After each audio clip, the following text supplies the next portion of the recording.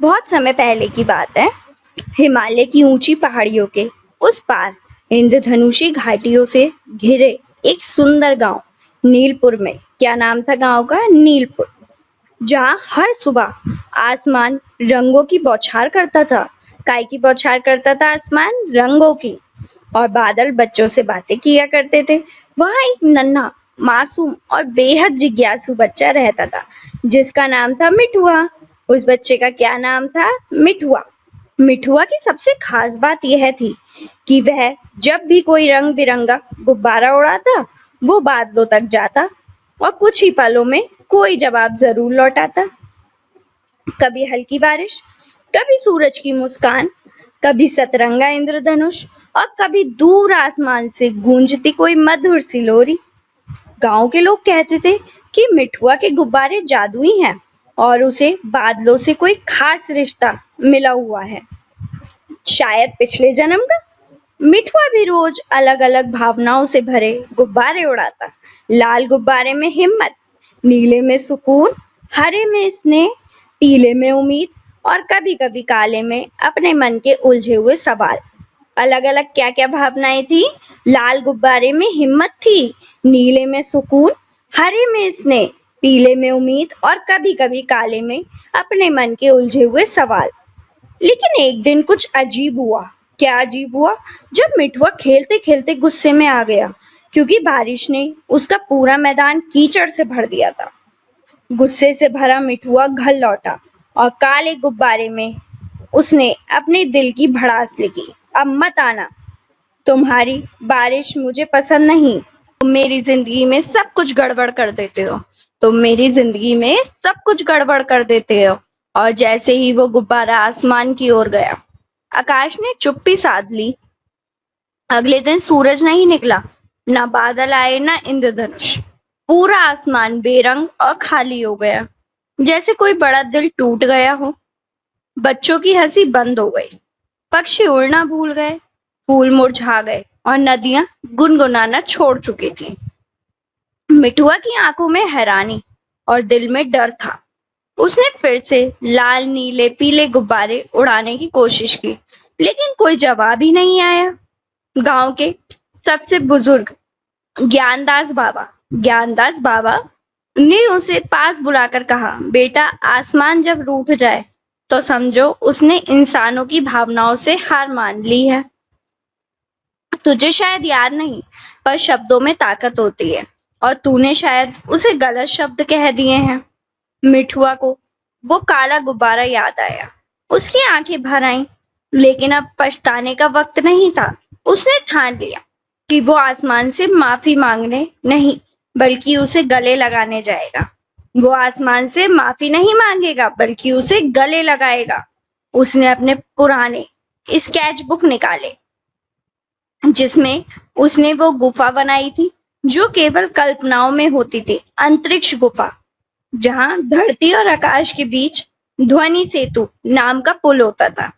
जहां धरती और आकाश के बीच ध्वनि सेतु नाम का एक पुल होता था, जो केवल उन्हीं को दिखता है जो अपने शब्दों की गहराई को समझते हैं। मिठुआ ने अपने 7 भावनात्मक गुब्बारे तैयार किए। लाल साहस, नीला शांति, पीला उम्मीद, हरा माफी, गुलाबी प्यार, नारंगी उत्साह और बैंगनी सपना। और अपनी छोटी सी साइकिल पर एक बैग लेकर निकल पड़ा। उस यात्रा पर जिसे कोई बच्चा कभी तय नहीं कर पाया। पहले आया सन्नाटे का मैदान, जहां कोई कुछ बोल नहीं सकता था क्योंकि शब्द बोलते ही गायब हो जाते थे। मिठुआ ने अपना नीला गुब्बारा उड़ाया, जिसमें उसने अपने दिल का सबसे प्यारा गीत भरा था। जैसे ही गुब्बारा आसमान को छूता, पूरी घाटी में वह गीत गूंजने लगा और सन्नाटा टूट गया।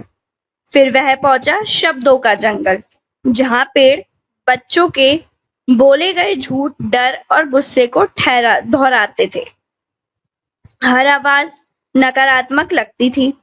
तू कुछ नहीं कर सकता, तू डरपोक है, तू कमजोर है, तू कुछ नहीं कर सकता, तू डरपोक है, तू कमजोर है। मिठुआ डरा, लेकिन फिर उसने गुलाबी गुब्बारा उड़ाया, जिसमें था, मैं माफी चाहता हूँ और मैं खुद को स्वीकार करता हूँ। जैसे मैं हूँ, और जैसे ही गुब्बारा टहनियों को छूता, सारे पेड़ हरे हो जाते और वातावरण खुशबू से भर जाता है। आखिरकार मिठुआ पहुंचता है अंतरिक्ष गुफा, जहां 7 विशाल पत्थरों के ताले लगे हैं और वो ताले सिर्फ भावनाओं से खुलते हैं। मिठुआ एक एक करके अपने गुब्बारे उड़ाता है। लाल गुब्बारा साहस से दरवाजा खोलता है, पीला उम्मीद का दरवाजा खोलता है, बैगनी सपना जगाता है और हरा माफी का दरवाजा खोलता है। जैसे ही 7वां गुब्बारा हवा में उड़ता है, सामने प्रकट होता है एक बच्चा जो बिल्कुल मिठुआ जैसा दिखता है, लेकिन शरीर पारदर्शी और चेहरा बेहद उदास होता है। वह बच्चा कहता है, मैं आसमान का दिल हूँ, मैं आसमान का दिल हूँ। तुम्हारे शब्दों से मैं टूट गया था। मैं सोच बैठा कि मुझे अब कोई नहीं चाहता। मिठुआ रोते हुए उसकी ओर बढ़ता है, उसका हाथ पकड़ता है और कहता है, मैंने अपनी गलती मान ली है।